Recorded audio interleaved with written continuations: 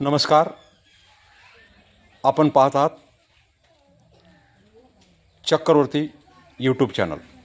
आत्ता आपण आलोत बिहार राज्यामध्ये पूर्वी चंपारण जिल्ह्यामध्ये नरकटियागंजपासून 20 किलोमीटर अंतरावर भितरवा आणि रामपुरवा हे दोन गावे आहेत. भितरवा या ठिकाणी महात्मा गांधीचा आश्रम आहे, कारण महात्मा गांधींनी याच चंपारण जिल्ह्यामधूनच मिठाच्या सत्याग्रहाला प्रारंभ केला होता. म्हणून त्या ठिकाणी आश्रम आहे भितरवा या गावामध्ये. भितरवा गावापासून 3 किलोमीटर अंतरावर रामपुरवा गाव आहे आणि या रामपुरवा गावामध्ये एकाच ठिकाणी सम्राट अशोक राजाचे हे 2 स्तंभ आहेत.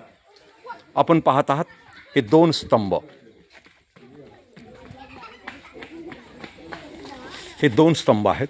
सम्राट अशोक राजाने 2300 वर्षापूर्वी याच रामपुरवा गावामध्ये आपले 2 32 फूट उंचीचे स्तंभ या ठिकाणी उभे केले, पण आता हे आडवे झालेले आहेत आणि यावर सम्राट अशोक राजांनी आपला धम्मलिपीमध्ये संदेश लिहून ठेवलेला आहे. आपण पाहत आहात सम्राट अशोक राजाचे हे 2 स्तंभ.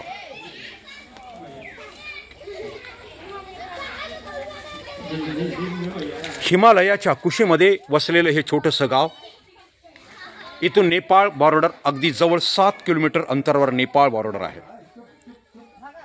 आणि नरकटियागंजपासून 20 किलोमीटर अंतरावर हे लौरिया अर्थात रामपुरवा हे गाव या ठिकाणी वसलेलं आहे.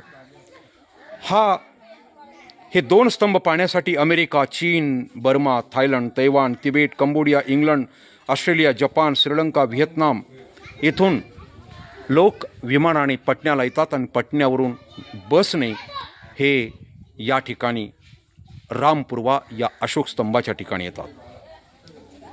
आणि म्हणून इथूनच पुढे नेपाळमध्ये गोटी हवा, निगली हवा, लुंबिनी या ठिकाणी सुद्धा नेपाळमध्ये सम्राट अशोक राजांनी असे स्तंभ उभे केलेले आहेत.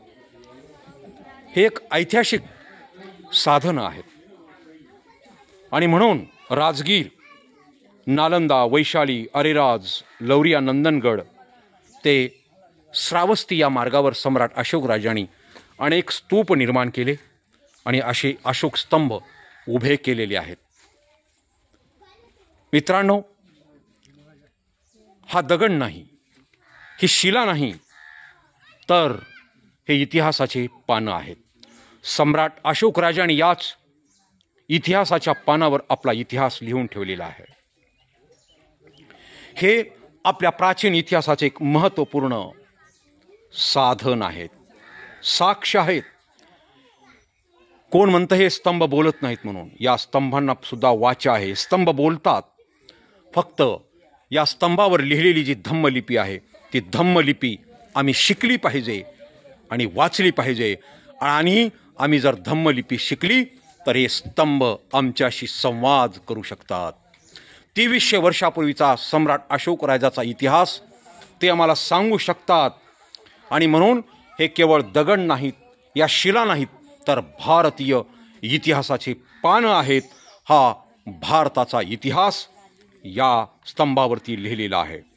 आणि म्हणून या अशोक स्तंभावरती भारताचा प्राचीन इतिहास, संस्कृती, तत्वज्ञान, जीवनमूल्य, संस्कार, सत्य, अहिंसा, शांतता, प्रज्ञा, शील, करुणा आणि मानवतेची शिकवण या धम्मलिपीच्या माध्यमातून सम्राट अशोक राजाने 2300 वर्षापूर्वी या भारतीय समाजाला देण्याचं काम केलं. आणि म्हणून हे स्तंभ भारतीय इतिहासाचे पानं आहेत. या स्तंभांनाच सम्राट अशोकाने इतिहासाचे पानं बनवण्याचं काम या ठिकाणी केलेलं आहे. म्हणून 2300 वर्षापासून सम्राट अशोक राजाचा आणि बुद्ध धम्माचा इतिहास सांगत हे खांब, हे स्तंभ आजही या ठिकाणी उभे आहेत. हे स्तंभ आमच्या इतिहासाचे संदेश फलक आहेत. हे आपण समजून घेतलं पाहिजे. म्हणून याचं जतन, संवर्धन करणं अत्यंत गरजेचं आहे. या स्तंभांवरती सम्राट अशोक राजांनी जो शिलालेख लिहिलेला आहे, या शिलालेखाची सुरुवात देवाणंग प्रियदर्शी रयो या वाक्यानं केलेली आहे. सम्राट अशोक या शिलालेखामध्ये संदेश देतात, पुण्याचे काम करा, क्रूरता, निष्ठुरता, क्रोध, पाप, हिंसा, ईर्षा सोडून द्या, पापापासून दूर राहा, चांगले सत्कर्म करा, सत्यकर्म करा, दया, दान, सत्य, सद्धम्माचे आचरण करा, जीव हिंसा करू नका, 2 पायाचे 4 पायाचे आणि पक्षी आणि जलचर प्राण्यांची रक्षा करा, त्यांची हत्या करू नका, त्यांच्यावरती दया करा. हे लेख मी यासाठी लिहिले आहेत की लोकांनी या संदेशानुसार आचरण करावं आणि जीवनामध्ये सुखी, शांतीपूर्ण आणि समाधानाचं जीवन जगावं. अशा प्रकारचा संदेश सम्राट अशोक राजांनी या शिलालेखाच्या माध्यमातून या ठिकाणी दिलेला आहे. आणि म्हणून संपूर्ण आशिया खंडावर कलिंग युद्धानंतर हातातली तलवार टाकून देऊन तथागत बुद्धांचा धम्म स्वीकारून संपूर्ण जगावर शांततेच्या मार्गानं आपलं साम्राज्य निर्माण करणारी जगज्जेते चक्रवर्ती सम्राट अशोक यांचा इतिहास म्हणजे हे स्तंभ आहेत. ज्या सम्राट अशोकाने आपल्या मौर्यकालीन मगध राज्याचे ते अधिराज होते, चक्रवर्ती होते, महासम्राट होते आणि त्यांनी संपूर्ण आशिया खंडामध्ये बौद्ध धम्माचा प्रचार केला. जागोजागी लेणी कोरल्या, स्तूप बांधले, 84,000 स्तूप बांधले, असे अशोक स्तंभ उभे केले. पाटलीपुत्र येथे 3री धम्म संगीती भरवली. इतकंच नाही तर पाली भाषेला राजभाषेचा दर्जा दिला, धम्म लिपी अधिक विकसित केली, कोरली. देश विदेशामध्ये बौद्ध भिक्खू पाठवले आणि बुद्ध धम्माचा प्रचार आणि प्रसार करण्याचं काम केलं आणि बौद्ध कलेचा विकास केला. बुद्ध शिल्पे जागोजागी कोरण्याचं काम सम्राट अशोक राजांनी या ठिकाणी केलेलं आहे.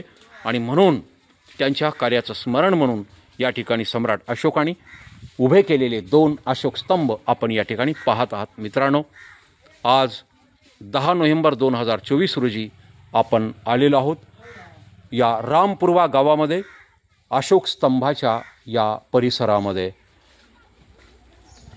चक्रवर्ती यूट्यूब चॅनल, रामपुरवा गाव, जिल्हा पूर्वी पश्चिमी चंपारण, बिहार. धन्यवाद.